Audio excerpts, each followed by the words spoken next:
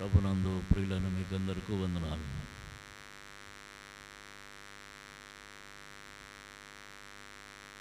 ఈ సమయంలో క్లుప్తంగా దేవుని వాక్యమును చూసుకుంటాము. మీకంటే నేనేమి ఎక్కువ వాడిని కాదు. అందరూ వాక్యం తెలిసిన వారు, బోధలు తెలిసిన వారు కనుక కొన్ని తలంపులు ప్రభు నాకు అనుగ్రహించిన వాటిని మీతో పంచుకోవటానికి నేను ప్రయత్నం చేస్తాను. మార్కు సువార్త 9వ అధ్యాయం. మార్కు సువార్త 9వ అధ్యాయం 1వ వచనం నుండి 8వ వచనం వరకు మనం మార్చి ఉత్తర ప్రత్యుత్తరంగా చదువుకుందాం. మార్కు సువార్త 9వ అధ్యాయం 1 నుండి 8 వచనాలు మార్చి చదువుకుందాం. మొదటి వచనం నేను చదువుతా, 2వ వచనం మీరు చదవండి. మరియు ఆయన ఇక్కడ నిలిచి ఉన్న వారిలో కొందరు దేవుని రాజ్యం బలంతో వచ్చిన చూచు వరకు మరణం రుచి చూడరని నిశ్చయంగా మీతో చెప్పుచున్నాను. నేను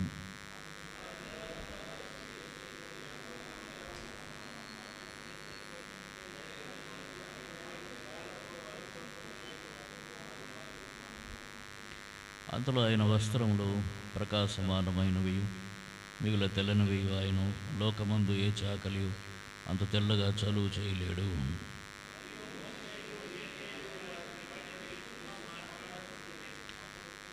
అప్పుడు పేతురు, బోధకుడా, మనం ఇక్కడ ఉండుట మంచిది. మేము నీకొకటి, మోషేకొకటి, ఏలియాకొకటి 3 పర్ణశాలలు కట్టుదామని చెప్పాను.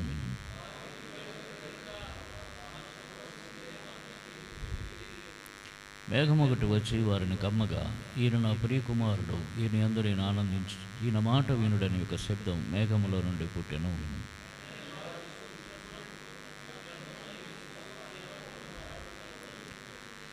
ప్రభు సహాయం కోసం చిన్న ప్రార్థన.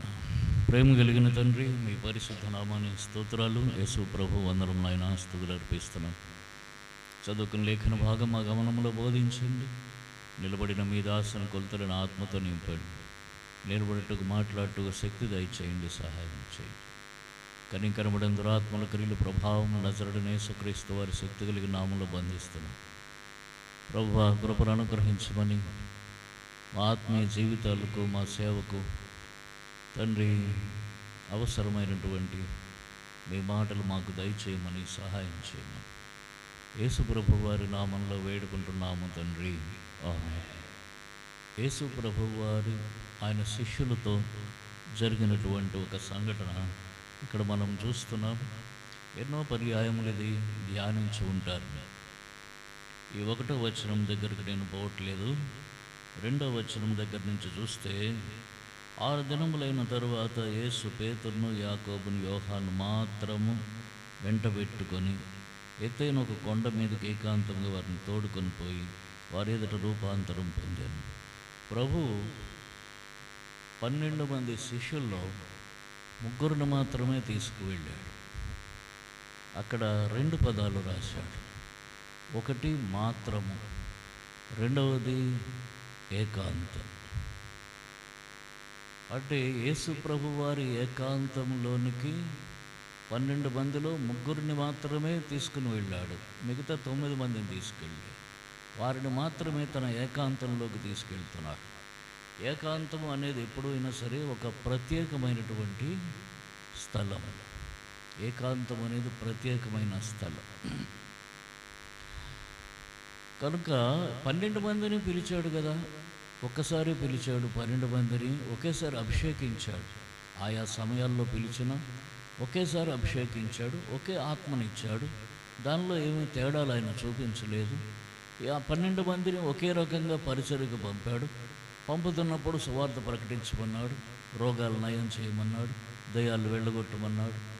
ఒకే విధమైన శక్తిని వారికి ఇచ్చాడు. మరి ఇప్పుడు ఆ రూపాంతర కొండ మీదకి వెళ్ళేటప్పుడు 12 మందిని ఎందుకు పిలవలేదు? 9 మంది, 3 ఎందుకు పిలిచాడు? 9 మందిని ఎందుకు వదిలేశాడు? ఇదొక ప్రశ్న.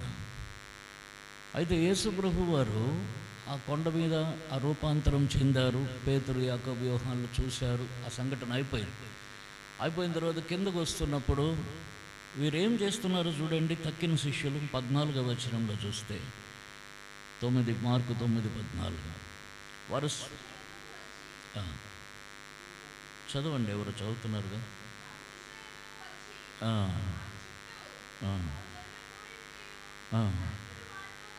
శాస్త్రులు వారితో తర్కించుటయో చూచిరి. కాబట్టి తక్కిన 9 మంది ఎక్కడున్నారంటే తర్కంలో ఉన్నారు. తక్కిన వారితో తర్కిస్తూ ఉన్నారు. తర్కం అనేటటువంటిది అది దేవుని సేవకునకు తగినది కాదని బైబిల్ సెలవిస్తూ, యేసు ప్రభు వారు ఎక్కడ తర్కించలేదు. తర్కించడం అంటే వాదం పెట్టుకోవటం, నువ్వు కరెక్ట్ అంటే నేను కరెక్ట్. తర్కాలు వద్దని చెప్పి అపోస్తలుడైన పౌలు గారు కూడా చెప్పారు. చూడండి, అక్కడ రోమేలకు రాసిన పత్రిక 1వ అధ్యాయంలో యూదుల గురించి చెప్తూ ఆ మాట చెప్తాడు. రోమేలు రాసిన పత్రిక 1వ అధ్యాయంలో వారు వ్యర్థులైరి అన్న మాటను మనం చూస్తాం. 1:21 అనుకుంటే, మరియు వారు దేవుని ఎరిగియో ఆయన దేవునిగా మహింపరచలేదు, కృతజ్ఞతాస్తుతులు చెల్లింపలేదు, కానీ తమ వాదములందు వ్యర్థులైరి. కనుక వాదములు ఏం తీసుకొస్తున్నాయంటే వ్యర్థతను తీసుకుని వస్తున్నాయి. తిమోతికి రాసిన 2వ పత్రిక 2వ అధ్యాయము 23వ వచనంలో కూడా చూస్తారు. 2వ తిమోతి 2:23, నేర్పు లేని మూఢుల వితర్కములు జగడములను పుట్టించునని ఎరిగి అట్టి వాటిని విసర్జించుము. వితర్కములు ఏం తీసుకొస్తున్నాయంటే జగడం తీసుకొస్తున్నాయంటే గొడవ, క్లాష్. కాబట్టి తర్కం అనేది 2వ తిమోతి 2:23, 2వ తిమోతి 2:23, మొదటిది రోమా 1:21. కాబట్టి తర్కం ఏం తీసుకొస్తుంది? అది వ్యర్థమైనది, అంటే ప్రయోజనకరమైనది కాదు. రెండవది, అది తర్కం గొడవను తీసుకొస్తోంది, జగడం తెస్తోంది, కానీ కార్యం చేయట్లేదు. యేసుక్రీస్తు ప్రభు వారి ద్వారా సేవకు పిలువబడినటువంటి వారి ద్వారా వారి నోటి వెంబడి వచ్చేటటువంటి ఒక మాట లేదా ఒక వర్తమానం అది కార్యం చేయాలి, కానీ అది జగడాన్ని తీసుకుని రాకూడదు. ప్రభు అంటాడు, నా నోట నుండి వెళ్ళిన మాట అది వ్యర్థంగా నా యొద్దకు తిరిగి రాక నేను ఉద్దేశించిన కార్యం నెరవేర్చునంటాడు యెషయా గ్రంథం. కనుక దేవుని సేవకులు, పాస్టర్లు అనేవారు, దేవుని సువార్తకులైన వారు, దేవుని సేవకులైన వారు చెప్పే మాటలు అవి దేవుని మాటలై ఉండాలి. దేవుని మాటలు దేవుని కార్యం నెరవేరుస్తాయి, కానీ గొడవను అవి వ్యర్థంగా పోవు. తర్వాత అవి జగడాలు తీసుకురాకూడదు. కనుకనే వీరు ఇంకా ఆత్మీయంగా ఎదగలేదన్న సంగతి ఇక్కడ మనకు అర్థమవుతుంది. పేతురు, యాకోబు, యోహానులు ఎదిగినట్లుగా ఆత్మీయంగా తక్కిన 9 మంది ఎదగలేదు. అందులో ఒకడు సాతాను అన్నాడు ప్రభువే, వాడిని విడిచిపెట్టేయాలి, అతడు ఎట్లనూ ఎదగడు. తక్కిన 8 మంది కూడా ఎదగలేదు ఆత్మీయంగా. ఎక్కడున్నారంటే భూ సంబంధంగా తాము ఏదైతే తెలుసుకున్నారో దానితో ఇతరులను ఎట్లయినా ఒప్పించాలా. తర్కం అంటే ఏమిటంటే, నేను ఏది తెలుసుకున్నానో, నాకేది తెలుసో అదే నిజం అని చెప్పి ఎదుటివారిని ఒప్పించటానికి వినియోగించేదే తర్కం. నేను కరెక్టు, ఇదే తర్కం. ఎక్కడ కూడా యేసు ప్రభు వారు ఒప్పించడానికి ప్రయత్నం చేయలేదు. మార్కు సువార్తలో చెప్తాడు, ఏమన్నాడు చూడండి, 16వ అధ్యాయంలో, మార్కు సువార్త 16వ అధ్యాయంలో ప్రభు చెప్పిన మాట 15వ వచనంలో అంటారు, మరియు మీరు సర్వలోకమునకు వెళ్ళి సర్వ సృష్టికి సువార్తను ప్రకటించుడి.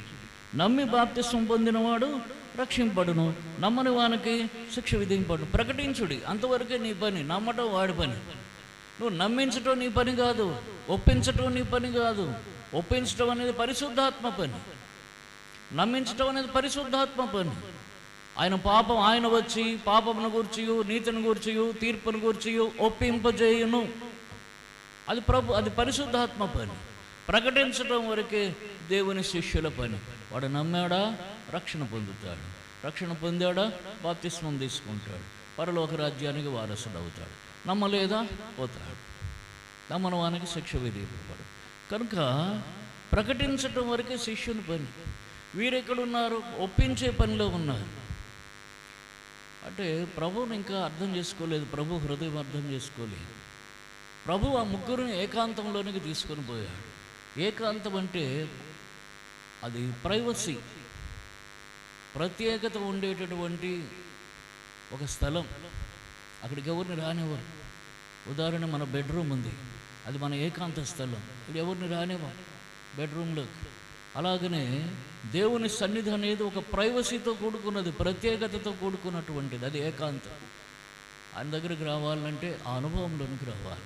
ఆ ఆత్మీయ అంతస్తుల్లోనికి వీరు ఎదగలేదు. ఏమిటి ఆత్మీయ అంతస్తులు అంటే, కిందను చూడండి, వీరు అక్కడ ఒక దయ్యం పట్టిన వాడిని తీసుకుని వచ్చారు. తీసుకుని వస్తే వారు దయ్యాన్ని వెళ్ళగొట్టలేకపోయారు. ఆ కుమారుడు దయ్యాన్ని, అందరికీ తెలిసిన భాగం కదా, ఆ కుమారుడు దయ్యాన్ని వెళ్ళగొట్టలేకపోయారు. మేము ఎందుచేత దయ్యాన్ని వెళ్ళగొట్టలేకపోయామని యేసుప్రభు వారిని అడిగారు. అడిగితే మత్తయి 17:20 ప్రభు ఏం చెప్పారు చూడండి. మత్తయి 17:20 ఇక్కడ 3 విషయాలు చెప్తాడు ఒకే సంగతికి. మత్తయి 17:20 అంటాడు, అందుకు ఆయన, మీ అల్ప విశ్వాసము చేతనే. ఎందుకు మేము దయ్యం వెళ్ళగొట్టలేకపోయామనంటే మీ అల్ప విశ్వాసం చేత. మార్కు సువార్తలు ఏం చెప్పారు చూడండి, ఇదే విషయాన్ని మళ్ళా వారు అడిగారు. మార్కు సువార్త 28వ అధ్యాయం, మార్కు సువార్త 28, క్షమించండి, మార్కు సువార్త 9వ అధ్యాయం 28వ వచనం. మార్కు సువార్త 9వ అధ్యాయం 28వ వచనం. ఆయన ఇంటిలోనికి వెళ్ళిన తర్వాత ఆయన శిష్యులు, మేమెందుకు ఆ దయ్యమని వెళ్ళగట్టలేకపోతామని ఏకాంతమున ఆయన అడిగిరి. అందుకు ఆయన ప్రార్థన వల్లనే కానీ మరి దేని వలన ఈ విధమైనది వదిలిపోవట అసాధ్యం. ప్రార్థన అంటే వారికి విశ్వాసం లేదు, ప్రార్థన లేదు. అంతేకాదు, ప్రార్థన అన్నదానికి 2 అని పెట్టి ఫుట్నోట్లో ఏమని పెట్టాడు, అనేక ప్రాచీన ప్రతుల్లో ఉపవాసము వలన అని పెట్టాడు. అంటే వారికి ఉపవాసము లేదు, విశ్వాసం లేదు కావలసినంత, ప్రార్థన లేదు కావలసినంత, వారి జీవితంలో ఉపవాసము కూడా ఆచరించటం అనేది కూడా కావలసినంత లేదు. అంటే విశ్వాసముతో కూడిన ఉపవాస ప్రార్థనా జీవితం, ఈ 3 కలిపితే విశ్వాసముతో కూడిన ఉపవాస ప్రార్థనా జీవితం, ఈ 3 లేవు. ఏం చేస్తున్నారంటే దేవుడిచ్చిన తలాంతులు, దేవుడిచ్చిన కృపావరాలతో పట్టుకుని ముందుకు పోతున్నారని అంతే. కానీ అక్కడ పనిచేయలేదు. ఆ కృపావరం, దయ్యములు వెళ్ళగొట్టే కృపావరం అక్కడ పనిచేయలేదు. ఎందుకంటే దానికి కావలసినంత విశ్వాసం వారి దగ్గర లేకపోయింది. అక్కడ పేతురు, యాకోబు, యోహానులు లేరు ఆ సంఘటనలో. ఆ దయ్యం వారి ముందుకు వచ్చినప్పుడు వెళ్ళగొట్టలేని శిష్యుల్లో పేతురు, యాకోబు, యోహాను లేరు, వారు ప్రభువుతో కూడా ఉన్నారు. కనుక వీరికి లోపం ఉంది, విశ్వాస లోపం ఉంది, ఉపవాసం చేయట్లేదు, ప్రార్థన చేయట్లేదు, ఏమీ చేయకుండా ప్రభు పని చేస్తున్నారు. కనుక బలహీనంగా ఉంది ఆ పని బలహీనంగా ఉంది. అక్కడ సిగ్గొచ్చింది, దయ్యం వారిని గెలిచింది. వీరు గెలవాల్సిన దయ్యాన్ని, దయ్యం వారిని గెలిచింది. అక్కడ సిగ్గొచ్చింది. మన జీవితాల్లో ఒకసారి ఆలోచించుకుందాం. ఎప్పుడైనా మనం ఏదైనా దయ్యం పట్టిన మనిషినో వ్యక్తిని మన దగ్గర తీసుకుని వస్తే మనకు చేత కాలేదనుకోండి, మనం గద్దించాం, ప్రార్థన చేసాం, ఏదేదో చేసాం, చేత కాలేదు, దయ్యం అట్లనే ఉంది, నువ్వు నన్నేం చేయలేవు పో అందనుకోండి, ఏమొస్తుంది మనకు? ఎంత అవమానం, ఎంత సిగ్గు! మన ద్వారా దేవుని నామానికి అవమానము, మొదట మనకు అవమానం. అంటే కారణం ఏమిటి? మనకు చేత కాలేదంటే మనకు శక్తి లేదు, ఏదో లోపం ఉన్నది. ఆ లోపం ఏం చేస్తోంది? మనల్ని డిగ్రేడ్ చేస్తోంది. ఆ లోపమే ఇప్పుడు వారిని డిగ్రేడ్ చేసింది. ఆ 9 మందిని ఏం చేసింది? యేసుప్రభు వారితో కూడా ఏకాంతంలో ఆయన రూపాంతర స్థితిని, ఆ మహిమను చోటు లేకుండా చేసింది. కనుక ప్రభువుతో సహవాసం చాలా ప్రాముఖ్యమైనటువంటి విషయం పిలువబడిన వారు. అందుకనే కొరింథీ 1:9 చెప్తాడు, మనకందరికి వాక్యం తెలుసు, మన ప్రభు అయిన యేసుక్రీస్తు అని తన కుమారుని సహవాసమునకు మిమ్మల్ని పిలిచిన దేవుడు నమ్మదగిన. ఎక్కడికి పిలిచాడంటే ఆయనతో సహవాసం. కాబట్టి మొదట విశ్వాసులైన, ఇంకా మరి ఎక్కువగా సేవకులైన వారు దేవునితో సహవాసంలో అధిక సమయం గడపాలి. అధిక సమయం దేవునితో సహవాసంలో గడపాలి. పగలంతా తిరుగుతాం, రాత్రి వచ్చి పడుకుంటాం, ఇంకా ప్రభుతో గడిపేది ఎప్పుడు? కనుక దేవునితో సహవాసం ఉంటే ఆత్మీయంగా మనం ఎదుగుతాం. దేవునితో సహవాసం మనకు ఈ విశ్వాసాన్ని తీసుకుని వస్తుంది. దేవునితో సహవాసంలో ఉపవాసం ఉండి సహవాసం కలిగి ఉంటే ప్రార్థనలో బలపడతాం, అప్పుడు శక్తిని పొందుతాం. ఆ శక్తి ద్వారా మనం శత్రువును జయిస్తాం. తర్వాత మన పరిచర్యలు బలపడతాయి. కనుక ఇక్కడ వారికి ఆ లోపం ఉన్నది. ఇప్పుడు ఈ పేతురు యాకోబు యోహానులు తీసుకుని ఆయన పైకి వెళ్ళాడు, రూపాంతర కొండ మీదకి వెళ్ళాడు. వెళ్ళిన తర్వాత అక్కడ రూపాంతరం చెందాడు. చూడండి 3వ వచనంలో, మార్కు సువార్త 9:3. అంతలో ఆయన వస్త్రములు ప్రకాశమానమైనవి మిగుల తెల్లనివి అయ్యను. లోకమందు ఏ చాకలి అంత తెల్లగా చలువ చేయలేడు. మరియు మోషే ఏలీయా వారికి కనబడి యేసుతో మాట్లాడుచుండే. 2 అంశాలు. ఒకటి, యేసు ప్రభు వారు రూపాంతరం చెందాడు. రెండవది, మోషే ఏలీయా వచ్చారు. ఇప్పుడు యేసు ప్రభు వారు రూపాంతరం చెందటానికి పేతురు యాకోబు యోహానులను ఎందుకు తీసుకుపోవాలా? మోషే ఏలీయాలతో మాట్లాడటానికి బహుశా ఈ రూపం కుదరదేమో అనుకుందాం. ఈ ప్రకృతి సంబంధమైనటువంటి రూపంతో మోషే ఏలీయాతో మాట్లాడటానికి కుదరదా? ఒకవేళ కుదరదని రూపాంతరం చెందితే చెంది ఉండొచ్చు. ఆ మోషే ఏలీయాతో ఈయన ఏకాంతంగా మాట్లాడుకోవచ్చు కదా, ఎక్కడన్నా కలవగలరు. ఆ కొండ మీదే కాదు, ఆయన ఎక్కడున్నా వారిద్దరూ రాగలరు, మాట్లాడగలరు. ప్రత్యేకించి ఆ సందర్భానికి వీరిని ఎందుకు తీసుకుని వెళ్ళాడు అంటే వీరికి ఏదో బోధించాలి తప్పనిసరిగా. తరువాత ఆ మోషే ఏలీయా అని వీరికి ఎట్లా తెలిసింది? వారు మహిమా స్వరూపంలో ఉన్నారు. మహిమాల్లో వీళ్ళు ఎప్పుడూ మోషే ఏలీయాను చూసిన వారు కాదు. అప్పటికి కొన్ని వేల సంవత్సరాలు గడిచిపోయాయి. ఆ ఇద్దరు వెళ్ళిపోయిన తర్వాత. కాబట్టి వారెప్పుడు పేతురు యాకోబు యోహానులు మోషే ఏలీయాను చూడలేదు. మరి ఎట్లా గుర్తించాడు మోషే ఏలీయా అని? అంటే బహుశా నా అవగాహన ప్రభువే వారిని పేర్లు పెట్టి పిలిచి ఉంటాడు అక్కడ, మోషే అని ఏలీయా అని వారితో మాట్లాడుతూ ఉన్నప్పుడు. కాబట్టి వారు గుర్తించి ఉండాలి. అందుకంటే నాకు వేరే కారణం అక్కడ కనబడలేదు. కనుక వారు గుర్తించారు, సరే అయిపోయింది. ఎందుకు వారిద్దరే వచ్చారు? ఇప్పుడు మోషే కంటే ముందు ఉన్నవారు ఉన్నారు కదా, అబ్రహాం ఉన్నాడు, యాకోబు ఉన్నాడు. అబ్రహాం సంతతి వారు అందరూ. కాబట్టి అబ్రహాం రావచ్చు, లేకపోతే యాకోబు యెషయా గ్రంథం నిండా ఇశ్రాయేలును విశ్వాసుల్ని పిలవటానికి యాకోబు అని పిలిచాడు. నేను యాకోబును ప్రేమించితిని అని అన్నాడు. యాకోబు రావచ్చు, వారెవరు రాలేదు. యేసుక్రీస్తు ప్రభువారు దావీదు కుమారుడు, దావీదు రావచ్చు, ఆయన రాలేదు. ఎవరు రాలేదు? ఎందుకు వచ్చారు? లేదంటే ప్రతి చోట కూడా మనం మత్తయి సువార్త నుంచి చూస్తాము, ఏదైనా వర్తమానం పరలోకం నుండి భూలోకంలోకి తీసుకురావాలంటే దానియేలు గ్రంథంలో కూడా, అంతకుముందు గ్రంథాల్లో కూడా గబ్రియల్ దూత వస్తాడు. ఏదైనా వర్తమానం తేవాలంటే, యుద్ధాలు చేయాలంటే మిఖాయేలు దూత వస్తాడు. మరి ఆ గబ్రియల్ దూత ఎందుకు రాలేదు? పరలోకం నుండి వర్తమానం ఏదైనా ప్రభు దగ్గర తీసుకొస్తే గబ్రియల్ దూత రావాలి కదా, అది ఆయన డ్యూటీ. ఆయన ఎందుకు రాలేదు? ఈ మోషే ఏలీయాలు ఎందుకు వచ్చారు? వారితో ఏం మాట్లాడాడు అక్కడ రాయలేదు. వారు ఎందుకు వచ్చారంటే వారి ద్వారా ప్రభు వీరికి ఏదో నేర్పిస్తున్నాడని నాకు అర్థమవుతూ వచ్చింది. ఈ ముగ్గురికి ఆ ఇద్దరి ద్వారా ఏదో నేర్పిస్తున్నాడు. పేతురు యాకోబు యోహానులకు ఆ మోషే ఏలీయా ద్వారా ఏదో నేర్పిస్తున్నాడు. ఏమి నేర్పిస్తాడు? సూక్ష్మంగా చెప్పుకుంటే మోషే ధర్మశాస్త్రాన్ని తీసుకుని వచ్చాడు, అంటే దేవుని వాక్యాన్ని తీసుకుని వచ్చాడు. ఏలీయా ప్రార్థనను తీసుకుని వచ్చాడు, మహాప్రార్థనాపరుడు ఏలీయా. వారిద్దరు కూడా దేవుని సేవకులు. మోషే దేవుని సేవకుడు, ఏలీయా దేవుని సేవకుడు. ఇద్దరు కూడా దేవుడు కొన్ని కన్సైన్మెంట్స్ అప్పచెప్పాడు, వారికి కొన్ని పనులు అప్పచెప్పాడు. మోషే కొన్ని పనులు అప్పచెప్పాడు, ఏలీయా కొన్ని పనులు అప్పచెప్పాడు. అప్పగించబడిన పనులు పూర్తి చేశారు వారు. వారికి కొన్ని లక్షణాలు ఉన్నాయి. మోషే నమ్మకమైన వాడు, సాత్వికుడు, ఏలీయా ప్రార్థనాపరుడు.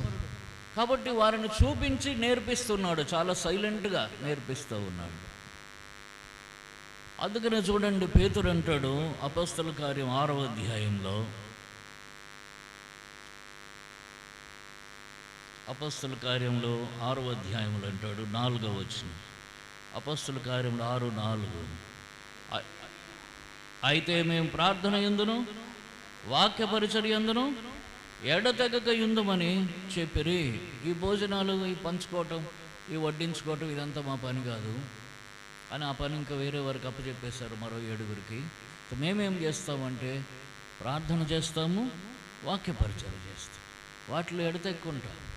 వాక్య పరిచర్య మోషేను చూసి అర్థమవుతూ వస్తుంది, తర్వాత ఏలీయాను చూస్తే ప్రార్థన అర్థమవుతుంది. ఈ రెండు చాలా ప్రాముఖ్యమైనటువంటివి.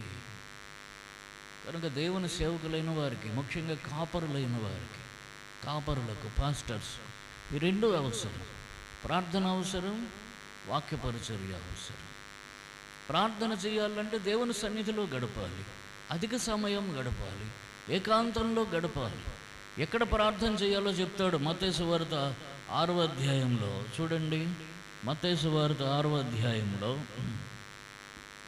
6వ వచనంలో అంటాడు. ఎన్నోసార్లు ధ్యానించుంటారు, బోధించుంటారు. మత్తయి సువార్త 6:6 ఒక్కసారి కలిసి చదువుకుందామా? నీవు ప్రార్థన చేయనప్పుడు నీ గదిలోనికి వెళ్ళి తలుపు వేసి రహస్యమందు నీ తండ్రికి ప్రార్థన చేయం, అప్పుడు రహస్యమని చూసి నీ తండ్రి నీకు ప్రతిఫలం ఇచ్చు. ఎక్కడ ప్రార్థన చేయమన్నాడు? రహస్యమైన గదిలో. రహస్యమందు చూసి నీ తండ్రి. ప్రార్థన కూడా రహస్యమే. నువ్వేం ప్రార్థన చేస్తున్నావు ఎవరికి తెలియొద్దు. ఎవరి కోసం ప్రార్థన చేస్తున్నావో తెలియద్దు, ఎవరికి వినబడొద్దు నీ ప్రార్థన. నీ గదిలోనికి పో, ఎవరికి తెలియద్దు ప్రార్థన, ఎవరికి వినబడొద్దు. నాకు మాత్రమే వినబడాలి, నా దగ్గరకు వచ్చి ప్రార్థన చేయి. ఎప్పుడైతే దేవుని గదిలోనికి వెళుతూ ఉన్నామో, దేవునితో కూడా దేవుని దగ్గరకు వెళుతూ ఉన్నామో, మోషే అంటాడు చూడండి, 90వ కీర్తన 8వ వచనం. 90వ కీర్తన 8వ వచనం ఎవరన్నా చదవండి. మా దోషములను నీవు నీ ఎదుట ఉంచుకొని ఉన్నావు, నీ ముఖకాంతిలో మా రహస్య పాపములు కనబడుచున్నవి. నీ ముఖకాంతిలో మా రహస్య పాపములు కనబడుతున్నాయి. ఎప్పుడైతే ఒంటరిగా దేవుని సన్నిధిలోనికి వెళతాడో ఒక విశ్వాసి లేదా ఒక సేవకుడు, మొట్టమొదటి అర్థమయ్యేది ఏంటంటే తన బలహీనతలు, తన దోషములు, తన అపవిత్రతలు, అవన్నీ తన అతిక్రమములు, తన పాపములు దేవుని సన్నిధిలో కనబడతాయి. అవి చూసుకోవాలి ఫస్ట్, అవి ముందు చూసుకోవాలి, అవి ఒప్పుకోవాలి. ఆ బలహీనతలను విడిచిపెట్టాలి. విడిచిపెడితే అప్పుడు దేవునికి మనకు మధ్య ఒక మంచి సంబంధం ఏర్పడుతుంది. యెషయా 59:1-2 వచనాలు అంటాడు, విననేరక ఉండునట్లు యెహోవా చెవులు మందం కాలేదు, రక్షింపనేరక ఉండునట్లు యెహోవా హస్తము కురుచు కాలేదు. విననేరక ఉండునట్లు యెహోవా చెవులు మందము కాలేదు, కానీ మీ పాపములు మీకును ఆయనకును మధ్యకు అడ్డముగా వస్తున్నాయి. ఆయన విననేరకున్నాడు. కాబట్టి మనం దేవుని దగ్గరికి వెళ్తాము, ప్రార్థన చేయడానికి రహస్యంగానే వెళ్తాము, రహస్య గదిలోకి వెళ్తాం, మంచిదే. కానీ మనం పాపములో ఉంటే, అతిక్రమముల చేత, దోషముల చేత ఆవరించబడి ఉంటే, అంటే సేవకులం కదా, పాస్టర్లం కదా, మనకే ఉంటే అని అనుకోవచ్చు. మనం కూడా బలహీనలు పడు కావచ్చు. మనం శరీరంలోనే ఉన్నాం, మనం అతిశయించడానికి ఏమీ లేదు. ఎంతోమంది పాస్టర్లు పెద్ద పెద్ద సేవలు చేసి దబ్బును పడిపోయిన వాళ్ళు ఉన్నారు. కనుక ప్రభు సన్నిధికి వెళ్ళినప్పుడు మొట్టమొదట సరి చేసుకునేటటువంటి ఆలోచన కలిగి ఉండాలి. సరి చేసుకోవాలి. ప్రభువా, నా అపవిత్ర నా దోషాలు ఇవి, నా బలహీనతలు ఇవి, ఇదిగో నీ ముఖకాంతులు ఇవన్నీ కనబడుతున్నాయి, నేను తప్పు చేస్తున్నాను, నన్ను క్షమించు, నా అపరాధాలు క్షమించు, నా దోషాలు క్షమించు, నా పాపాలు క్షమించు. అంటే ఇదివరకే క్షమించబడ్డాం కదా, ప్రభు రక్తంలో కడగబడేసం అయిపోయింది అనుకోవటానికి లేదు. సామెతల గ్రంథం 20వ అధ్యాయంలో చెప్తాడు, నా పాపములు కడుక్కొని పరిశుద్ధులనయ్యారని ఎవడు అనుకోవటానికి వీల్లేదని చెప్పాడు. మనము పాపము చేయలేదని చెప్పుకుని ఎడల ఆయనని అబద్ధకునిగా చేయుచున్నాము, మరియు మన యందు సత్యం లేదని చెప్పాడు యోహాను భక్తుడు. యోహాను రాసిన పత్రిక 1వ అధ్యాయం 10వ వచనం. కనుక మన దోషములన్నీ ప్రభు దగ్గర మనకు తెలుసు. మన దోషాలు ఏమిటి? మన చూపుల్లో, మాటల్లో, ఆలోచనల్లో, తలంపుల్లో, ఊహల్లో, క్రియల్లో మనలో ఎన్ని దోషాలు ఉన్నాయో మనకు తెలుసు.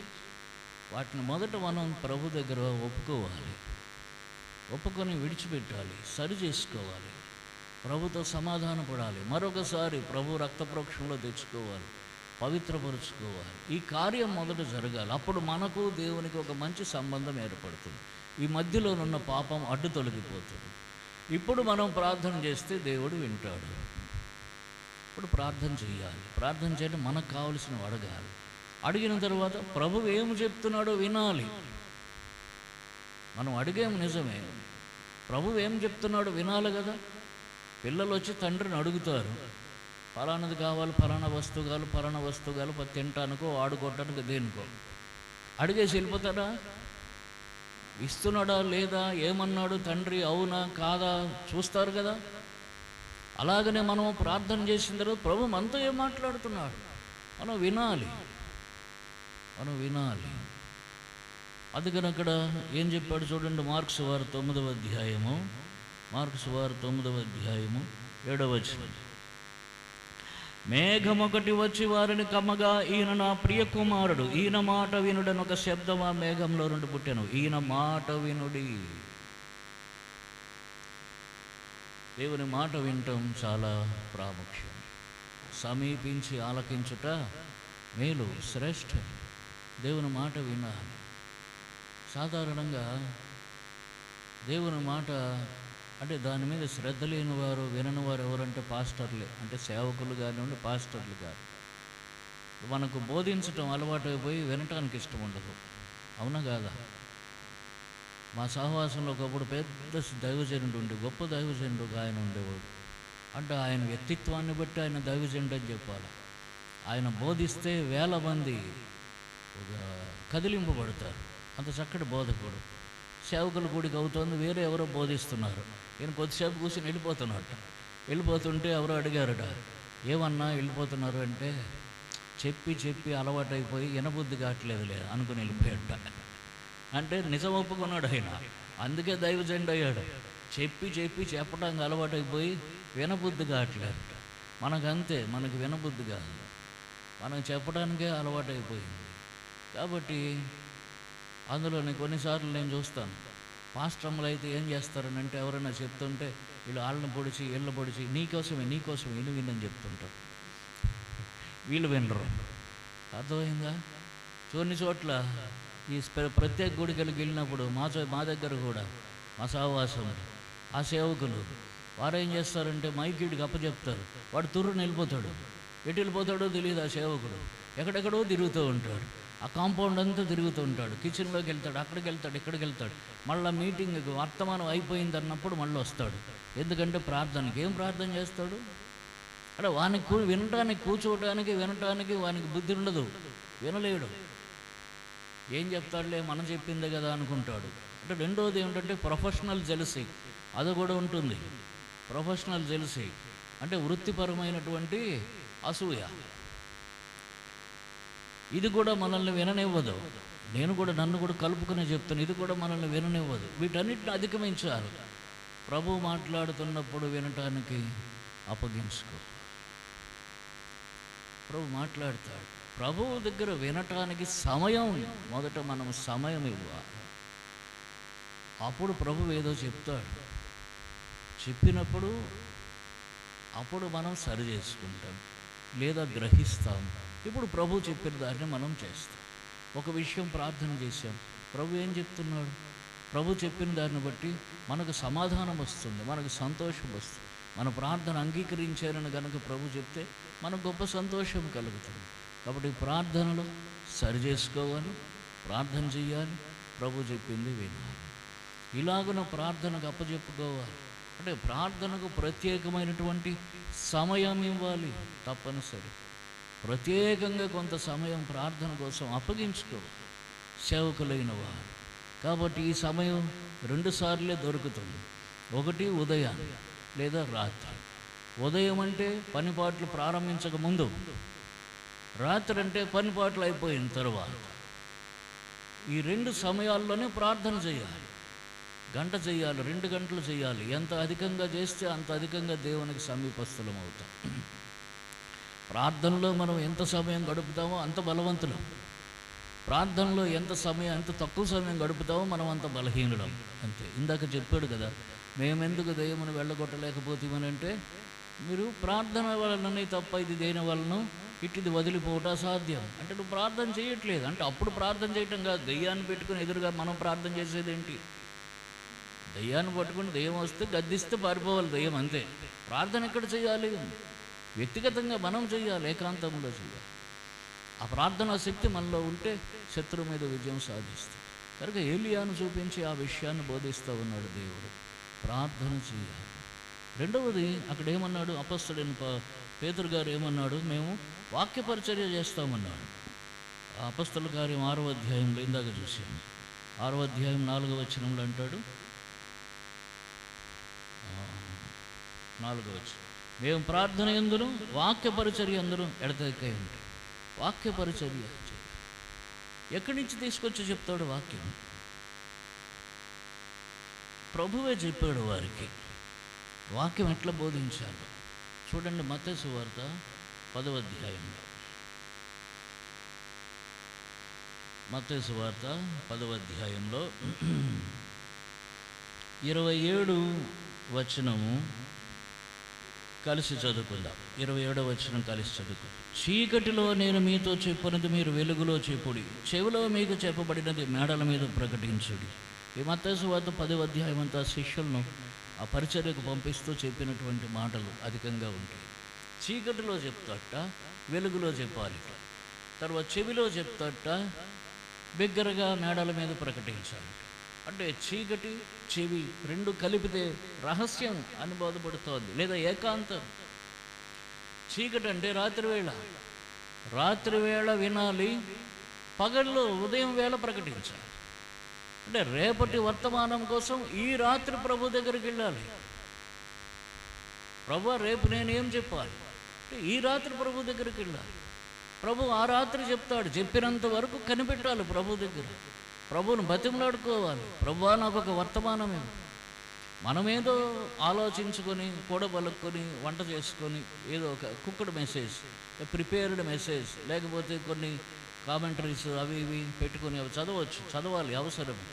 కానీ అవన్నీ పెట్టుకొని ఏదో ఒకటి మనమే అనుకుని దీన్ని 10 పాయింట్లు, 4 పాయింట్లు, 5 పాయింట్లు, లేదా 7 పాయింట్లు, లేదా 10 పాయింట్లు నేను చెప్పేస్తానని అనుకోవటం వల్ల చెప్పొచ్చు, ధారాళంగా ఉండొచ్చు, బాగుండొచ్చు, కానీ పని చేయకపోవచ్చు. దేవుడు చెప్పేటటువంటి వర్తమానం 2-3 మాటలు మనం చెప్పగలిగినా సరే అవి దేవుని ప్రజల్లో వినేవారి హృదయాల్లో కార్యం చేస్తాయి. అదే రిజల్ట్ ఓరియంటెడ్ మినిస్ట్రీకిను నాన్ రిజల్ట్ ఓరియంటెడ్ మినిస్ట్రీకి తేడా అన్నమాట. రిజల్ట్ ఓరియంటెడ్ మినిస్ట్రీ దేవుని దగ్గర నుంచి పొంది తీసుకుని వచ్చి చెప్పే ఏదైతే చెప్తామో అది రిజల్ట్ ఓరియంటెడ్గా ఉంటుంది. అక్కడ మనకు మన బాధ్యత ఎంతవరకు అంటే దేవుని దగ్గరని తీసుకొచ్చి అప్పచెప్పినంత వరకే. స్కూల్లో పిల్లలు చూడండి, పుస్తకంలో ఉన్నది చూస్తారు, చదువుతారు, టెక్స్ట్ బుక్లు ఉన్నది చదువుతారు, కంఠస్థం చేస్తాడు, పరీక్షలో పోయి రాస్తాడు. వాడి బాధ్యత ఏంటి? ఇక్కడ ఉన్నది అక్కడ రాశాడా లేదా, దానికి మార్కులు. మన బాధ్యత కూడా అంతవరకే. అందుకనే నేను ఎప్పుడు ప్రభు దగ్గర ప్రార్థన చేస్తాను, గొప్పవాడిని కాదు, నేను నేర్చుకున్నటువంటి విధానము. ప్రభు నాకు ఒక వర్తమానం ఇవ్వమని అడుగుతాను, బతిమలాడుతాను.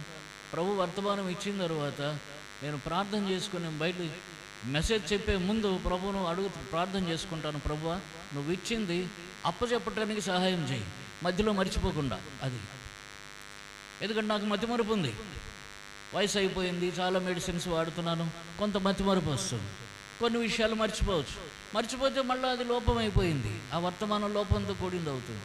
కనుక ప్రభు ఏం మర్చిపోకుండా నువ్వు ఇచ్చిందంతా అప్పచెప్పాలి, అంతే. నేను అప్పచెప్పేస్తే నా పని అయిపోయింది, నా బాధ్యత అయిపోయింది. మిగతా పని పరిశుద్ధాత్మ దేవుడు చేసుకుంటాడు. కనుక ప్రభు నేను అప్పచెప్పడానికి సహాయం చేయి.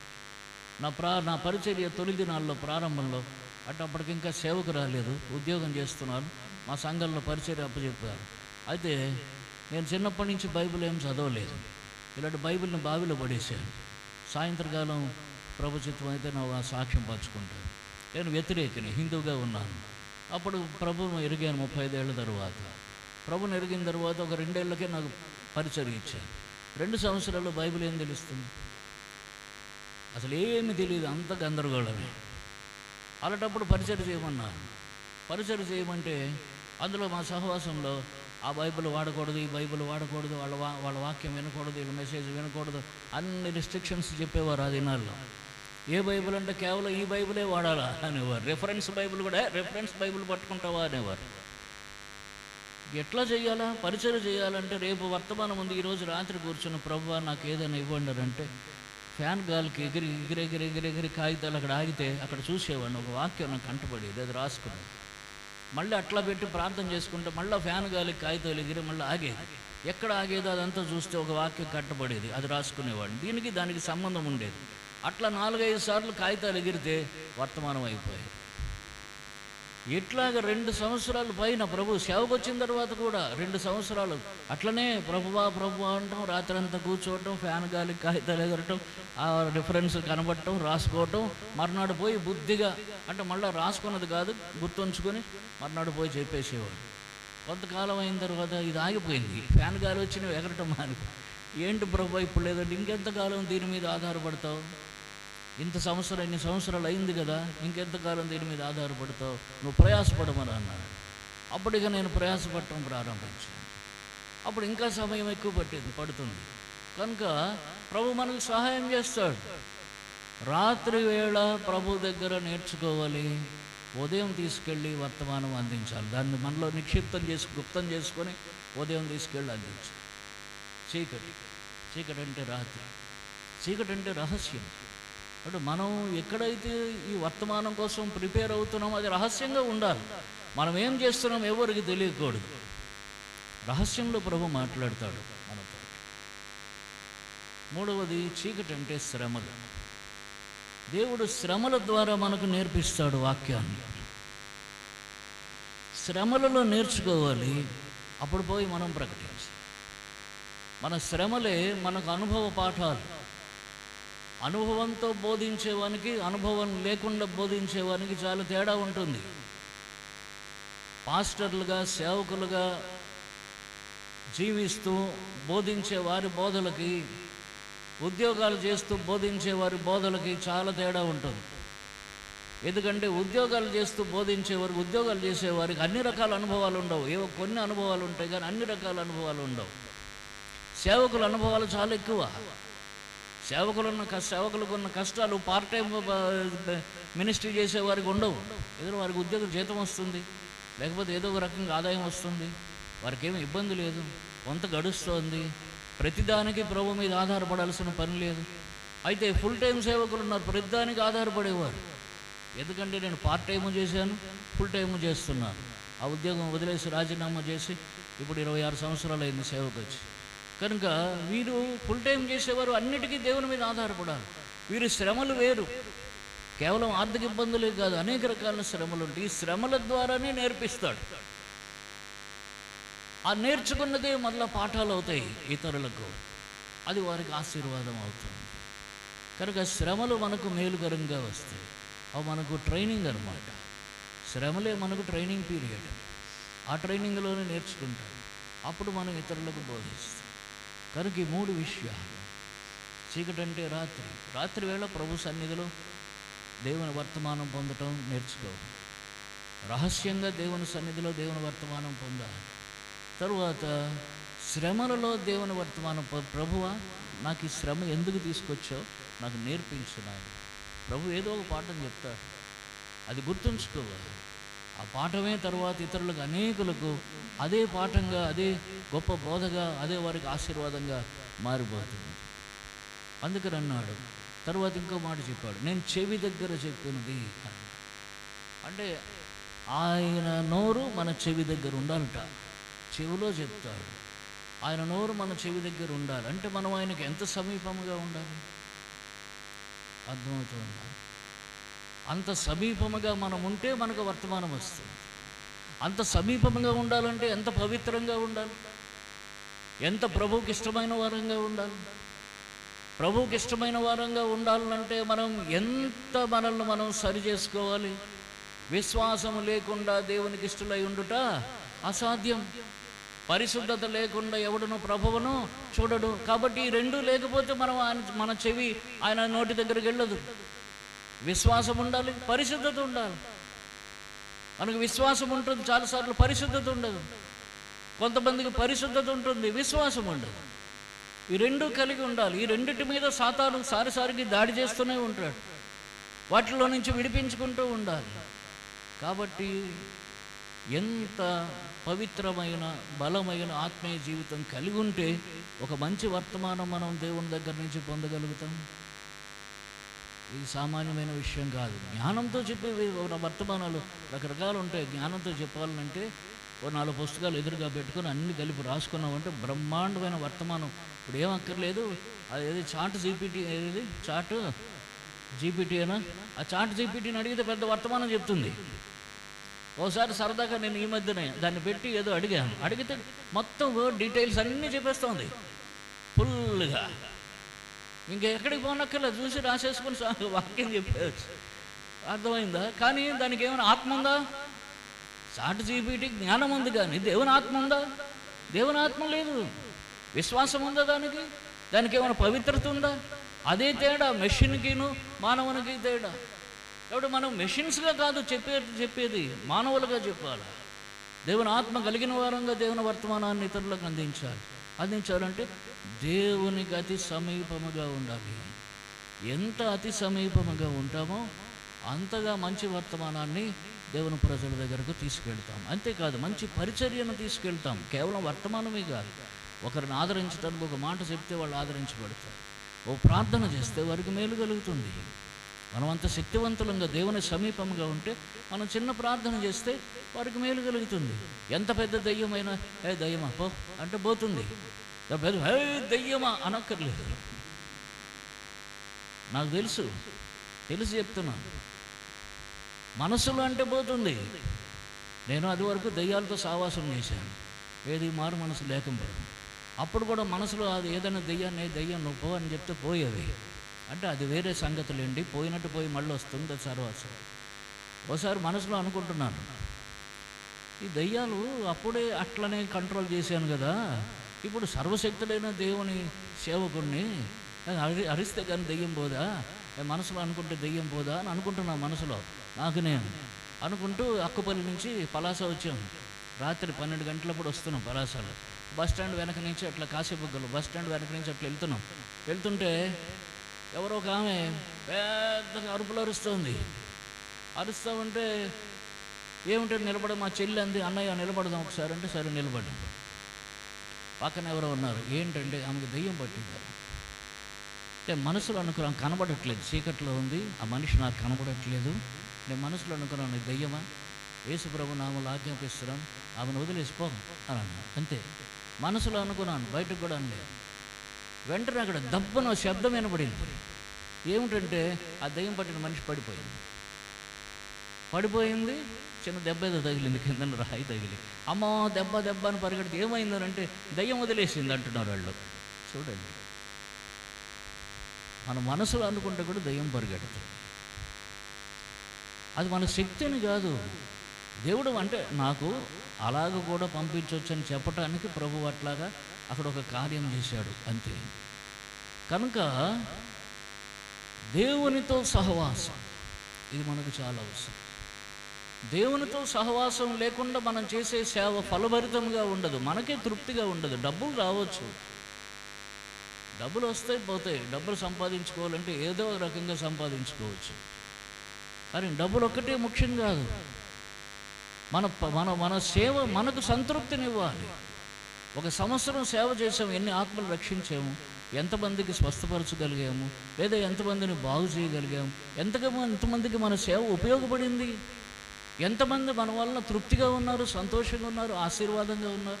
ఇది మనం రివ్యూ చేసుకున్నట్లయితే మన సేవ మనకు నెమ్మది, సంతృప్తినివ్వాలి, సంతోషాన్ని ఇవ్వాలి. అప్పుడు మనం బలం పొంది ముందున్న దానికోసం బయటకు వెళ్తాం, ముందుకు సాగుతాం. కనుక రహస్యంలో మన చెవి దేవుని నోటి దగ్గర ఉన్నట్టుగా ఆ యొక్క ఆత్మీయ సహవాసం దేవునితో మనం కలిగి ఉండాలి. తర్వాత చూడండి, నేను ముగింపులోకి వస్తాను. మోషే ఏలియాను చూపించినప్పుడు ఇక్కడ మార్కు సువార్త 9వ అధ్యాయంలో అక్కడ మోషే ఉన్నాడు. 4వ వచనం, మార్కు సువార్త 9:4. మరియు మోషే ఏలియాయు వారికి కనబడి యేసుతో మాట్లాడుచుండిరి. మోషే ఏలియా ప్రార్థనాపరుడు, ప్రార్థన గురించి చూసాము. మోషే గురించి చెప్పినప్పుడు సంఖ్యాకాండంలో మనం అందరం బోధిస్తూ ఉంటాయి మాటలు. సంఖ్యాకాండం 12వ అధ్యాయంలో 7వ వచనంలో చెప్తాడు, సంఖ్యాకాండం, అతడు నా ఇల్లంతటిలో నమ్మకమైన వాడు. అంతేకాకుండా పైన ఇంకొక మాట చెప్పాడు చూడండి, 3వ వచనంలో, మోషే భూమి మీద ఉన్న వారందరిలో మిక్కిలి సాత్వికుడు. 2 గొప్ప లక్షణాలు మోషేలో ఉన్నాయి, సాత్వికుడు, నమ్మకమైన వాడు. ఇప్పుడు పేతురు, యాకోబు, యోహాలలో వారిని స్తంభాలుగా ఎంచుకున్నాడు దేవుడు అని చెప్పి అపోస్తుడైన పౌలు గారు గలతీలకు రాస్తూ అంటాడు. స్తంభాలని పిలువబడిన పేతురు, కేఫా, యాకోబు, యోహాన్లు అని అంటాడు. కాబట్టి వాళ్ళు స్తంభాలు. వారు నేర్చుకోవాలి. ఎవరిని చూపించి ప్రభువు నేర్పించేటటువంటి విధానాలు చాలా ఆశ్చర్యంగా ఉంటాయి. అది మనం అర్థం చేసుకోవాలి. ఎప్పుడూ మాట్లాడి చెప్పడు, ఇక్కడ మౌనంగా చెప్తున్నాడు. మోషేను ఏలియాను చూపిస్తున్నాడు అంతే. ఏం నేర్చుకోవాలంటే మోషే నమ్మకమైన వాడు, నువ్వు నమ్మకంగా ఉండు నీ సేవలు. మోషే సాత్వికుడు, నువ్వు సాత్వికంగా ఉండు. పేతుడు ఏం చేశాడు?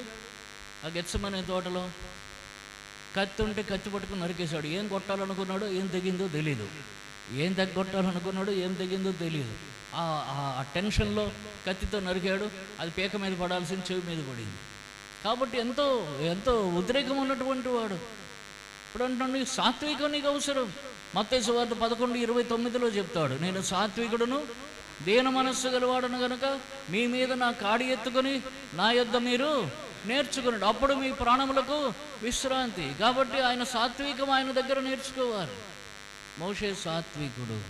మనం సాత్వికంగా ఉండకుండా సేవ ఏమీ చేయలేం. వచ్చే ప్రతి విశ్వాసతోటి మనమే గొడవ పడుతున్నాం అనుకోండి, ఎవడుంటాడు మన దగ్గర? ఒకసారి యోబు గారని ఒక సేవకుడు ఉన్నాడు. చాలా ఉత్తముట్ట, చాలా కఠినమైన శ్రమల్లో సేవ చేసినవాడు.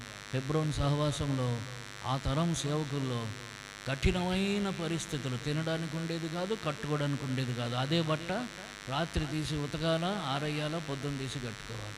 అటువంటి శ్రమలు. తినటానికి ఉంటే వీధిలో తోటకూర పెంచుకొని అది తీసుకొని తినేవారు, ఉడకబెట్టుకొని తినేవారు. అటువంటి శ్రమల్లో సేవలు చేసేవారు వారు. అయితే ఆ యోబు గారు ఆయన ఒక చోట సేవ చేస్తున్నాడు, ఏలూరులో. సేవ చేస్తుంటే ఒక విశ్వాసి లేదా సంఘ పెద్ద చెప్పులు పోయాయిట ఆయనవి. చెప్పులు పోతే సేవకుని అడుగుతున్నట్ట, ఓ సేవకుడా చెప్పులు పోయాయి, ఏం చెప్తావు సమాధానం అంటాడు. ఇటు చెప్పులు పోతే ఆయన ఏం చెప్తాడు చెప్పండి? మనం అయితే ఏమంటాం? చెప్పుచ్చుకుంటాం. పడతామా అలాంటి మాట? నీ చెప్పుకు నేను కాపలానా అని అడుగుతాం. ఆయన నవ్వుతున్నట్టు అంతే. ఆయన తిడుతున్నాడు, ఈయన నవ్వుతున్నాడు అంతే. నవ్వి నవ్వి నవ్వి ఊరుకున్నాడు. ఎంత సాత్వికం అది! కనుక సాత్వికం నేర్చుకోవాలి. పేతురు, యాకోబు, యోహాన్లు, మనము కూడా. అందుకని మోషేని చూపిస్తూ ఉన్నాడు. రెండవది మోషేకున్న లక్షణం నమ్మకత్వం. ఏమిటి నమ్మకత్వం అంటే, ఆయన కొండ మీదకి వెళ్ళాడు, 40 పగళ్ళు 40 రాత్రులు ఉన్నాడు. కిందకు వచ్చేసరికి వారు ఏం చేశారు? దూడని చేశారు. ఈ అహరోనే చేసి ఇచ్చాడు. మళ్ళీ వాళ్ళే దుర్మార్గులు అన్నాడు. అది ఆ సబ్జెక్ట్లో పోం. అయితే కిందకు వచ్చిన తర్వాత దేవుడు ఏమన్నాడంటే, వారిని చూసి దేవునికి కోపం వచ్చింది. వీరందరినీ చంపేసి ఏం చేస్తానన్నాడు? అందరికీ తెలుసు కదా ఏం చేస్తానన్నాడు. చూడండి, నిర్గమకాండము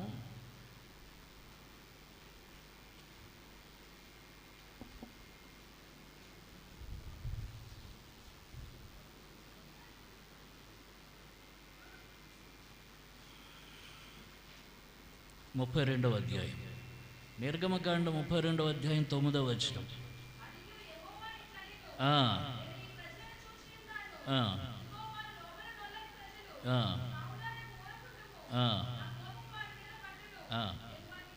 నేను వారిని కాల్చివేసి నిన్ను గొప్ప జనముగా చేసేదనని మోషేతో చెప్పగా ఏమన్నాడు? వీరందరిని కాల్చేస్తాడు. 20 లక్షల మంది సుమారు మనం అనుకుంటున్నాం. అందరిని కాల్చేసి నిన్ను నీ పిల్లలను ఉంచుతాను. నేను నిన్నే గొప్ప జనంగా చేస్తాను. ఇంతకంటే అవకాశం వస్తుందా? శ్రీకాకుళం జిల్లాకి నిన్ను హెడ్ని చేస్తాను, మొత్తం సంఘాలన్నీ నీకే అప్పచెప్తాను. రాత్రి అన్నాడు అనుకోండి, వద్దు ప్రభు అంటారా? అనం. అంతకంటే కావాల్సింది ఏంటి ప్రభు? నాకంటే యోగ్యుడు ఎవడున్నాడు?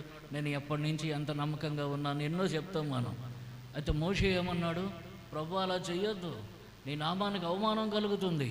కాబట్టి ఇక్కడ ఏమన్నాడు చూడండి, 32వ వచనం. అయ్యో, నీవు వారి పాపమును ఒకవేళ పరిహరించితివా, లేని యెడల నీవు రాసిన నీ గ్రంథంలో నుండి నా పేరు తుడిచివేయమని బతిమాలుకొనుచున్నాను. ఎవడైనా అంత మధ్యవర్తిత్వం చేస్తాడా? అంత బాధ్యత తీసుకుంటాడా? మన విశ్వాసాల గురించి మనం అంత బాధ్యత తీసుకుంటున్నామా? ఏమన్నాడు? ఈ ప్రజలని నువ్వు వారిని రక్షించు, క్షమించు, వారిని క్షమించు, లేకపోతే నీ జీవ గ్రంథంలో నుంచి నా పేరు తుడిచిపెట్టేసి. అంటే నాకు అప్పగించిన వారు తప్పనిసరిగా వారు క్షేమం పొందాలి. తనకు అప్పగింపబడిన మంద యొక్క క్షేమం కోరుకునేవాడు మోషే. అది నాయకుని యొక్క లక్షణం, అది కాపరి యొక్క లక్షణం. మనకు అప్పగింపబడిన మంద యొక్క క్షేమం మనం కోరుకోవాలి. ఎప్పుడు కూడా వారికి చెడు జరగాలని కోరుకోకూడదు. వారు దుర్మార్గులైనప్పటికీ కూడా మోషే ద్వారా మనం అది నేర్చుకోవాలి. చాలాసార్లు నేను సేవకులకు కొంతమంది కలిసినప్పుడు కొందరు అంటుంటారు, ఏమన్నా ఆడు చూడు, వాడు 2 ఇళ్ళు కట్టుకునే, ఒక మంచి కారు ఉండే, ఆవిడ పిల్లలేమో అక్కడ యూఎస్లో అమెరికాలో ఏడో చదువుకుంటుండే, మన పరిస్థితి చూడు ఎట్లున్నామో, వారు చూడు దేవుడు వారికి అంతా ఇచ్చినాడు మనకేమి ఇవ్వలేదు అని ఇట్లా బాధపడుతూ ఉంటారు. అరే వాడికి ఎక్కడి నుంచి వచ్చింది? నీ ప్రార్థనల వల్లనే కదా వాడికి వచ్చింది. ఒకటి, వాడేం చేస్తున్నాడు? ఏదో ఉద్యోగం చేసుకుంటున్నాడు, వ్యవసాయం చేసుకుంటున్నాడు, వ్యాపారం చేసుకుంటున్నాడు, ఏదో చేసుకుంటున్నాడు. నువ్వు అది చేయట్లేదు, సేవ చేస్తున్నావు. నువ్వు అది చేసుకోవలసింది, అంతే కదా, నువ్వు అది చేసుకోవలసింది. నిన్ను ఎవడు రమ్మన్నాడు సేవకి? సేవకు వచ్చినప్పుడేమో ప్రభువా నీ కోసం బతకనైనా బతుకుతా, చావరైనా చేస్తా, బ్రతికితే క్రీస్తే, చావైతే మేలంటావు. సేవకు వచ్చిన తర్వాత ఇట్లా ఏడిస్తే ఎట్లా? అందులో ఎవరి మీద ఏడుస్తే మళ్ళీ నీ దగ్గర ఉన్న విశ్వాసాల మీద నువ్వు ఏడిస్తే ఎట్లా? కుదరదు. కనుక తన ప్రజల మంద, తనకు అప్పగింపబడిన మంద యొక్క క్షేమం చూసి సంతోషించాలి. అది నాయకుని యొక్క లక్షణం. అది మోషేను చూసి నేర్చుకో. తర్వాత ఇంకొకటి ఇక్కడే, మోషే స్వార్థం లేని నాయకుడు. ఎందుకంటే నిన్ను నీ పిల్లలను నేను గొప్ప చేస్తానంటున్నాడు, తక్కిన వారందరినీ వదిలేస్తానంటున్నాడు. అంటే నిన్ను నేను పిల్లలు అంటే నేను నా ఇంటి వారు, మంచిదే కదా, నా పిల్లలు గొప్పవాళ్ళు అవుతారు అని అనుకోవచ్చు కదా. స్వార్థం లేదు మోషేకి, నిస్వార్థమైన నాయకుడు. కనుక ఒక కాపరి అంత నిస్వార్థంగా ఉండాలి. ఆ కొండ మీద, రూపాంతర కొండ మీద మోషే ఏలియాల ద్వారా దేవుడు వారికి ఆ విషయాలన్నీ మౌనంగా బోధిస్తూ వచ్చాడు. ఒక నిశ్శబ్ద వర్తమానం రూపాంతర కొండ మీద అక్కడ పేతురు, యాకోబు, యోహానుల కొరకు సిద్ధపరచబడింది. నిస్వార్థమైన నాయకుడు. మన సేవలో స్వార్థం ఉండకూడదు.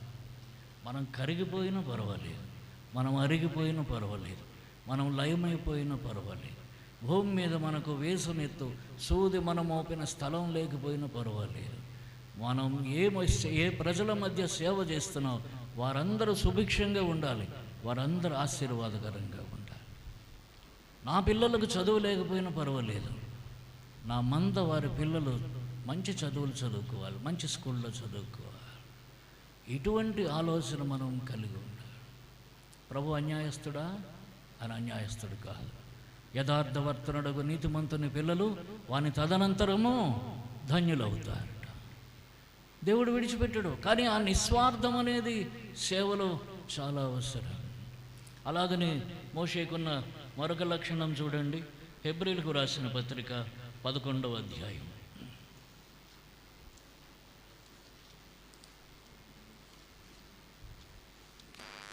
హెబ్రీలకు రాసిన పత్రిక 11వ అధ్యాయము 24వ వచనం నుంచి చూస్తే,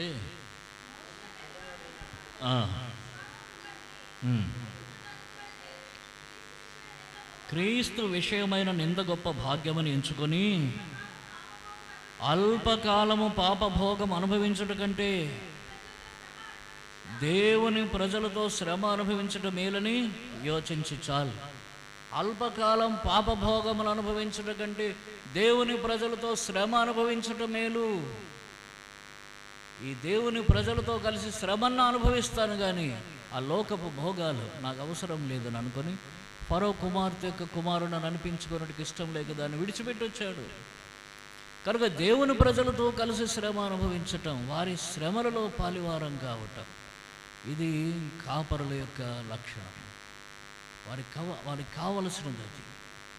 అంటే వారి మీద ఎంత బాధ్యత ఉంటే, దేవుని ప్రజల విషయమై ఎంత బాధ్యత కలిగి ఉంటే ఈ లక్షణాలు వస్తాయి చూడండి. అంటే ఇప్పుడు దేవుని ప్రజల విషయమై ఎంత బాధ్యత, మన కుటుంబంలో మన సొంత ఇంటిలో ఉన్న వారి విషయమై ఎంత పట్టించుకుంటామో అంతకంటే ఎక్కువగా వారి విషయమై భారం కలిగి ఉండాలి. అది మోషే ద్వారా దేవుడు తెలియజేస్తాడు. కనుక ఎన్నో విషయాలు మనం చూస్తూ వచ్చాం. మోషే యొక్క నమ్మకత్వం, మోషే యొక్క సాత్విక, మోషే యొక్క నిస్వార్థ, మోషే దేవుని ప్రజలతో శ్రమలు అనుభవించటం, మోషే దేవునితో కూడా సహవాసం. ఆ కొండ మీద 2 సార్లు 40 పగళ్ళు 40 రాత్రులు గడిపాడు దేవునితో కూడా.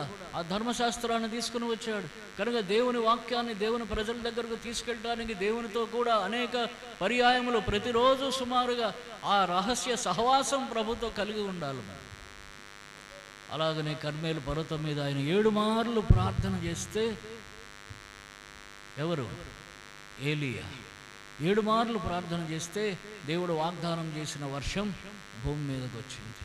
దేవుడు వాగ్దానం చేసినదే, కానీ భూమి మీదకి రావాలంటే ఏం చేయాలంటే భూమి మీద సేవకుడు ప్రార్థన చేయాలి. ఒకసారి నేను శ్రీకాకుళంలో సేవ చేశాను. అక్కడి నుంచి ట్రాన్స్ఫర్ అయిపోయి కందుకూరు అని అక్కడికి వెళ్ళాను, ప్రకాశం జిల్లా. అక్కడ శనివారం సాయంత్రం అన్నీ కడుక్కొని తుడుచుకుని సిద్ధపరుస్తూ ఉన్నారు మందిరాన్ని.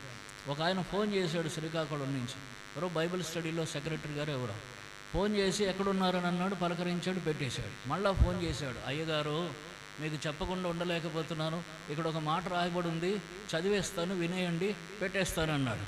సరే చదవండి అన్నాను. చదివాడు ఇంగ్లీష్లో. తెలుగులో దాని అర్థం ఏమిటంటే, భూమి మీద ఒక దైవజనుడు ప్రార్థన చేయకుండా పరలోకంలో దేవుడు ఏ పని చేయలేడు అని రాశాడు ఎవరో ఒక ఆయన. భూమి మీద దైవజనుడు ప్రార్థన చేయకుండా పరలోకంలో దేవుడు ఏ పని చేయలేడు అని పెట్టేశాడు. ఆయన చదివేసి పెట్టేశాడు. నేను అనుకున్నాను, నాకెందుకు వినిపించాడు, నేనేం ప్రార్థన చేయాలా అని అప్పటి నుంచి ఆలోచిస్తున్నాను. మర్నాడు ఉదయం ఆదివారం పొద్దున ఏం తెలియలేదు, ఫాస్టింగ్ ఉన్నాను. ఆదివారం అయిపోయింది. ఒక అబ్బాయి వచ్చాడు, ఒక యవనస్తుడు ఎక్కడి నుంచి దూరం నుంచి వచ్చాడు, మా దగ్గర ఆరాధన చేశాడు, బలలో పాలు పుబ్బలు పొందాడు. అది అయిపోయిన తర్వాత దగ్గరకు వచ్చి చెప్పాడు, అన్న నన్ను సాతాను పట్టుకున్నాడు, నాకు కొంచెం ప్రార్థన చేయండి అన్న. ఇప్పుడే ఆరాధన చేసావు, బలలో చేయముంచావు, మళ్ళీ సాతాను అంటావు ఏంటంటే, లేదన్న నా లోపల సాతాను ఉన్నాడు అన్నాడు. అంటే ఈ లోపల వేరే సిస్టర్ గారు వచ్చింది, పెద్ద ఆమె వచ్చింది, బ్రదరు వీడు సాతానుతో బాధపడుతున్నాడు బ్రదరు. లేదంటే ఆరాధన చేశాడు, వాళ్ళు అలాగే చేస్తాడు బ్రదరు, వాడు సాతానుతో బాధపడుతున్నాడు, ప్రార్థన చేయండి అది. సరే అని చెప్పాడు, తల మీద చేయి పెట్టి యేసు ప్రభు నామములో ఆజ్ఞాపిస్తున్నాడు అనేసరికి అని అన్నాడు. అది మళ్ళీ చేయి తీయగానే ఊరుకున్నాడు. మరి ఎందుకు అలాగ అయ్యావంటే అప్పుడప్పుడు అలాగ అవుతుంటాను అన్నాడు. అంటే మళ్ళీ వాడి చేతి మీద వాడిని తల మీద చేయి పెట్టి యేసు ప్రభు నామములో ఆజ్ఞాపిస్తున్నాను, లోపల ఉన్న దురాత్మ బయటికి రా అన్నాడు. అనగానే వచ్చాడు, అనుకుంటూ వచ్చాడు. నీ పేరు ఏంటంటే చెప్పడు, యేసు ప్రభు నామములో ఆజ్ఞాపిస్తున్నాను, నీ పేరు చెప్పు అంటే అన్నాడు. అంటే ఎవరు అంటే కోతిమూతి. అర్థమైందా? నేను అన్నాను, ఒరే నిన్ను చాలా సంవత్సరాలు నేను పూజ చేశాను కదరా అంటే ఇట్లా అంటున్నాడు, అంటే ఇప్పుడు చేయమని. సరే వారిని యేసుప్రభు నామములో ఆజ్ఞాపిస్తున్నాను పో అంటే పోతానన్నాడు. నాకు ఒక చిన్న, అంటే నాకున్నది అది బైబిల్లో లేదు, నాకున్న ఆలోచన ఏమిటంటే దెయ్యం వెళ్ళిపోతానంటే యేసుప్రభు పాపిని అని చెప్పేసి వెళ్ళిపో అంటాను నేను. అంటే అలా చెప్తే మళ్ళీ రాదని నా సొంత తెలివి అది. యేసుప్రభు పాపిని అని చెప్పేసి నువ్వు వెళ్ళిపో అంటే చిన్న చిన్న దెయ్యాలు అలాగే చెప్పేసి వెళ్ళిపోతుండేవి. ఈయన అన్నాడు, ఏం చెప్పావు మళ్ళీ చెప్పు అని అన్నాడు. యేసుప్రభు పాపిని అని చెప్పేసి వెళ్ళిపో అన్నాడు.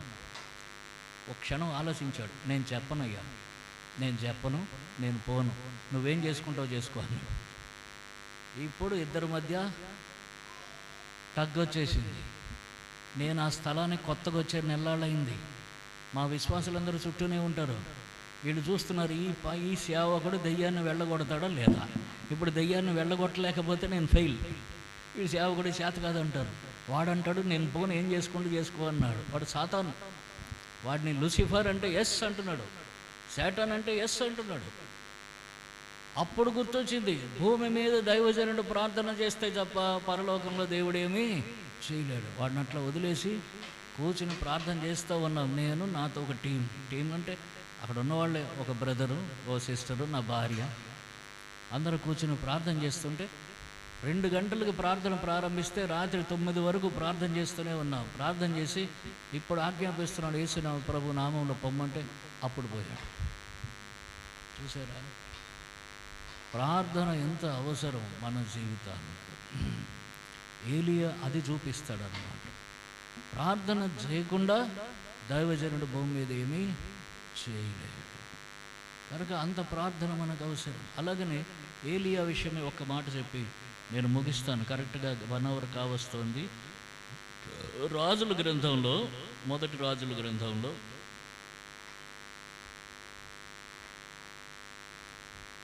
19వ అధ్యాయం. ఏలియాకు ఏం జరిగిందో తెలియదు కానీ ఇక్కడ 1వ వచనం నుంచి చూడండి. ఎవరైనా చదువుతారా?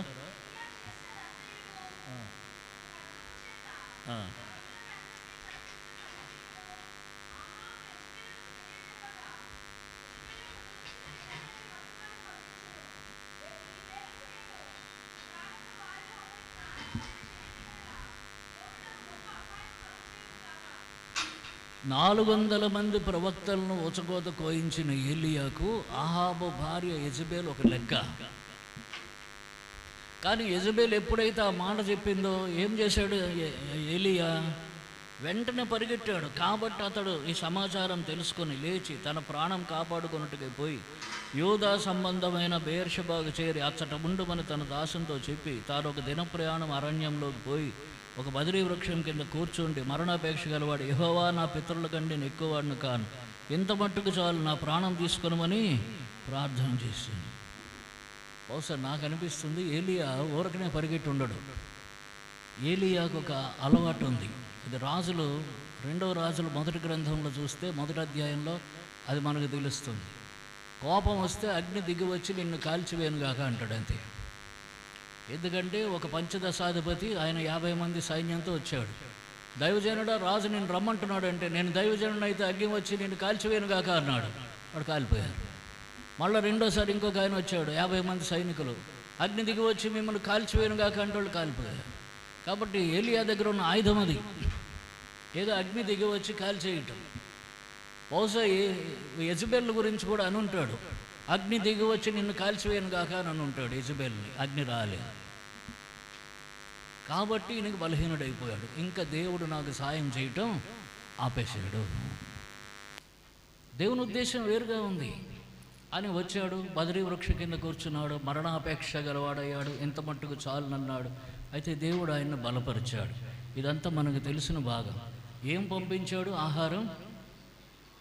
ఇక్కడ ఏ ఆహారం పంపాడు చెప్పండి? దేవుడు దేవదూత చేత పంపించాడు. చూడండి 5వ వచనం. అతడు బదరీ వృక్షం కింద పరుండి నిద్రించుచుండగా ఒక దేవదూత వచ్చి అతను ముట్టి నీవు లేచి భోజనం చేయమని చెప్పాను. అతడు చూచినంతలో అతని తల దగ్గర నిప్పుల మీద కాల్చబడిన అప్పము నీళ్లబుడ్డి కనబడాను. ఆయన తిన్నాడు, మళ్ళీ పడుకున్నాడు. మళ్ళా చూడండి 7వ వచనంలో, అయితే యెహోవా దూత 2వ మారు వచ్చి అతను ముట్టి నీ శక్తికి మించిన ప్రయాణం నీకు సిద్ధమైనది, నీవు లేచి భోజనం చేయమని చెప్పినప్పుడు అతడు లేచి భోజనం చేసి మళ్ళీ ఏం తెచ్చాడు? మళ్ళీ అదే అప్పము నీళ్లబుడ్డి. అక్కడ కెరీతు వాగు దగ్గర ఏలియా ఉన్నప్పుడు ఏలియాకి ఏం పంపించాడు దేవుడు? కాకుల చేత. ఇదైతే గుర్తుంది కానీ అప్పం నీళ్లబుడ్డి గుర్తులేవు. చూడండి మనకి కాకుల చేత ఏం పంపించాడు? రొట్టె మాంసం పంపాడు కాకుల చేత. అదే మరలా దేవదూత చేత ఏం పంపాడు? అప్పము నీళ్లబుడ్డి. ఇదేంటి ఇంత చీప్ ఆహారం? దేవదూత చేత ఇంకెంతమంది మన్నా పంపాల్సింది. దేవదూత చేత చీప్ ఆహారం పంపించాడు, కాకుల చేత ఏమో క్వాలిటీ ఆహారం పంపించాడు. అంటే అక్కడ ఏలియా ఆత్మీయంగా బలంగా ఉన్నాడు. ఆయన శరీరానికి ఆహారం కావాలి కాబట్టి మాంసము రొట్టె పంపాడు, అది శరీర సంబంధమైన ఆహారం. ఇక్కడ ఏలియా ఆత్మీయంగా బలహీనుడయ్యాడు కనుక ఈయనకు ఆత్మ సంబంధమైన ఆహారం నీళ్లు అప్పము, కేవలం ఆకలి తీరటానికి. ఈయన ఆత్మలో బలపడాలి. అందుకు దేవదూత చేత పంపాడు. మళ్ళీ కాకుల చేత పంపవచ్చు, కాకుల చేత పంపితే తిండవు. అందుకని దేవదూత చేత పంపించాడు. ఎందుకంటే అలిగాడు దైవజనుడు అక్కడ. సరే తిన్నాడు, ప్రయాణం చేస్తున్నాడు. ప్రయాణం చేస్తుంటే దేవుడు ఒక మాట అడిగాడు. చూడండి ఆయన్ని 9వ వచనం. అచ్చట ఉన్న యొక్క గుహలో చేరి బస చేశాను. యెహోవాకు అతని ప్రత్యక్షం, ఏలియా ఇచ్చట నీవేం చేయుచున్నావని అతన్ని అడుగ్గా ఆయన ఏదో సమాధానం చెప్పుకున్నాడు. అయిపోయింది. తర్వాత మరలా 13వ వచనం చూడండి. అక్కడి నుంచి బయలుదేరి హోరేబు కొండకు వచ్చాడు. అక్కడికి వచ్చిన తర్వాత దేవుడు మళ్ళీ అక్కడ ప్రత్యక్షమయ్యాడు. అక్కడ ప్రశ్నిస్తున్నాడు. ఏమన్నాడు చూడండి 13వ వచనంలో. ఏలియా దాన్ని విని తన దుప్పటితో ముఖం కప్పుకొని బయలుదేరి గుహవాకిట నిలిచాను. అంతలో ఏలియా, ఇచ్చటి నీవేం చేయుచున్నావు?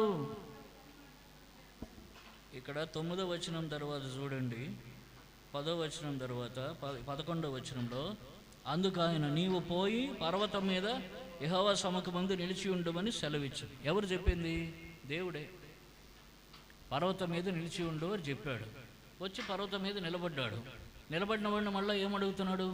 ఏలియా, ఇచ్చట నీవేం చేయుచున్నావు అంటే ఇక్కడ నీకేం పని? అర్థమైందా? 2 సార్లు అడిగాడు దైవజనుణ్ణి, ఇచ్చటేం చేస్తున్నావు? What are you doing here? ఇక్కడ నీకేం పని? అంటే దైవజనుడు ఎక్కడ పని చేయాలో అక్కడే పని చేయాలి. పని లేని చోటకి తన ఇష్టానుసారంగా తిరగకూడదు. తనకు అప్పగింపబడిన పని అంతే. తనకు అప్పగింపబడిన మేరలో, ఆ మేర దాటి ఊరికే పోయి తిరగకూడదు. ఇప్పుడు మా సేవకులు కొందరు ఉన్నారు, ఎవరిని ఈ వీడియో చూశారనంటే నన్ను తిట్టుకుంటారు. వాళ్ళు సంచి భుజాన్ని వేసుకుని ఎక్కడెక్కడికో పోతూ ఉంటారు, సంఘాన్ని వదిలేస్తారు. నీకు అప్పగింపబడిన పని నీవు నమ్మకంగా చెయ్యాలి. దావీదు చిన్న మందను ఎవరికో అప్పగించి అప్పుడు వచ్చాట యుద్ధభూమికి. కాబట్టి దేవుడు అప్పగించిన పని, దేవుడు వెళ్ళమన్న చోటికి వెళ్ళాలి. దేవుడు వెళ్ళొద్దంటే మానేయాలి. ఇక్కడ నీవేమి చేయుచున్నావు? దేవుని సేవకుడు ఎప్పుడు ఇది ప్రశ్న వేసుకోవాలి. ఈ స్థలంకు నేను వెళ్ళాలా వద్దా? ఈ స్థలంలో నాకు పని ఉందా లేదా?